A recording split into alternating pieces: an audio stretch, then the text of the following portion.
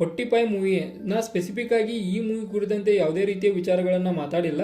But ಇಂದಿನ ಈ ವಿಡಿಯೋದಾಗ ನಾವು ಅದನ್ನು ಮಾಡೇ ಬಿಡೋಣ. ಯಾವ ಕಾರಣಕ್ಕಂದ್ರೆ ಇದು ಇಷ್ಟು ಮಟ್ಟಿಗೆ ಹೈಪ್ ಕ್ರಿಯೇಟ್ ಮಾಡಾಯ್ತಲ್ಲ, ಈಗ ಅಲ್ಟಿಮೇಟ್ ಲೆವೆಲ್ ಇದರ ಒಂದು ಹಾಡು ರಿಲೀಸ್ ಆಗಬೇಕಂತ್ರಿ ಈ ಒಂದು ಮೂವಿಯನ್ನು ಹಿಡಿಯಾಕನ ಆಗತ್ತಿಲ್ಲ, ಅಷ್ಟು ಮಟ್ಟಿಗೆ ಹೈಪನ್ನು ಕ್ರಿಯೇಟ್ ಮಾಡೈತಿ.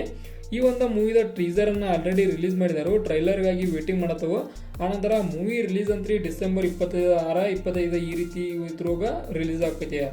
ಅಂದ್ರೆ ಮೂವಿ ಯಾವ ರೀತಿಯಾಗಿ ಐತೆ ಅಂದ್ರೆ ಒಂಥರ ಬೇರೆ ಥರನ ಐತಿ, ಬೇರೆ ಲೋಕವನ್ನು ಸೃಷ್ಟಿ ಮಾಡಿದಾರೆ ಈ ಒಂದು ಮೂವಿ ಒಳಗೆ. ಇದ್ರೊಳಗೆ ನಮ್ಮ ಮೇನ್ 3 ಹೀರೋಗಳನ್ನು ನೋಡ್ತೇವೆ ನಾವು.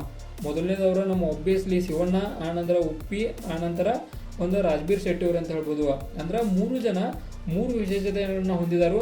ಶಿವಣ್ಣನವ್ರದ್ದು ಬಗ್ಗೆ ಮಾತಾಡೋದಾದ್ರೆ ಅವ್ರದ್ದು ಓನ್ ಫ್ಯಾನ್ ಫಾಲೋವಿಂಗ್ ಐತಿ, ಅಂದ್ರೆ ಲಾಯಲ್ ಫ್ಯಾನ್ ಫಾಲೋವಿಂಗನ್ನು ಹೊಂದಿದ್ದಾರೆ. ಆನಂತರ ಉಪ್ಪಿ ಬಾಸ್ ಒಂದು ಸಪ್ರೇಟ್ ರೀತಿಯ ಫ್ಯಾನ್ ಫಾಲೋವಿಂಗ. ಆನಂತರ ರಾಜ್ಬೀರ್ ಶೆಟ್ಟಿ ಇತ್ತ ಕಾಮಿಡಿನೂ ಕೂಡ, ಇತ್ತು ಒಂಥರ ಸೀರಿಯಸ್ ಕೂಡ. ಈ ರೀತಿಯಾದ ಸಿನಿಮಾಗಳನ್ನು ಈ ಮೂವಿ ಹೋಗಿ ನಾವು ನೋಡೋ ಚಾನ್ಸ್ ಭಾಳ ಐತಿ. ಇದು ಒಂಥರ ಬೆಸ್ಟ್ ಆಫ್ ಬೆಸ್ಟ್ ಮೂವಿ ಆಗೋದು ಭಾಳಷ್ಟು ಐತಿ. ಆದ್ರೆ ಒಂದು ಏನು ಪ್ರಾಬ್ಲಮ್ ಐತೆ ಅಂದ್ರೆ ಇದೇ ಮೂವಿ ರಿಲೀಸ್ ಆಗೋ ಮುಂದನ ಮಾರ್ಕ್ ಮೂವಿ ಕೂಡ ರಿಲೀಸ್ ಆಕೈತಿ. ಇವೆರಡು ಮೂವಿ ಒಳಗೆ ಯಾವ್ದು ಮೂವಿ ಹೈಪನ್ನು ಕ್ರಿಯೇಟ್ ಮಾಡ್ಕೊಂಡು ಹೆಚ್ಚು ಹೋಗೈತಿ, ಅಂದ್ರೆ ಯಾವುದು ಮೂವಿ ಮುಂದುವರಿತೈತಿ ಅನ್ನೋದನ್ನು ನೋಡ್ಬೇಕಾಕೈತಿ. ಟೋಟಲ್ ಆಗಿ ಹೇಳೋದಾದ್ರೆ ಈ ಮೂವಿ ಕೂಡ ಅಲ್ಟಿಮೇಟ್ ಲೆವೆಲ್ ಒಳಗೆ ಐತಿ.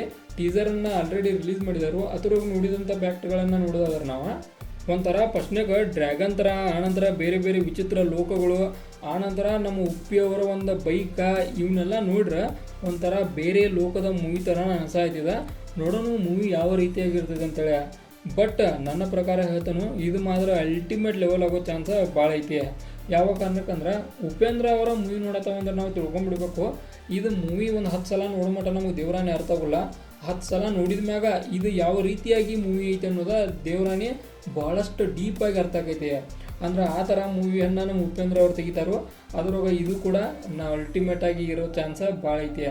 ಆನಂತರ ಶಿವಣ್ಣನವರ ಲುಕ್ ಆಗಲಿ ಒಂಥರ ಡಿಸೆಂಟ್ ಲುಕ್ಕ, ಅದ ಲುಕ್ ಒಳಗೆ ಏನು ಚೇಂಜ್ ಮಾಡಿಲ್ಲ.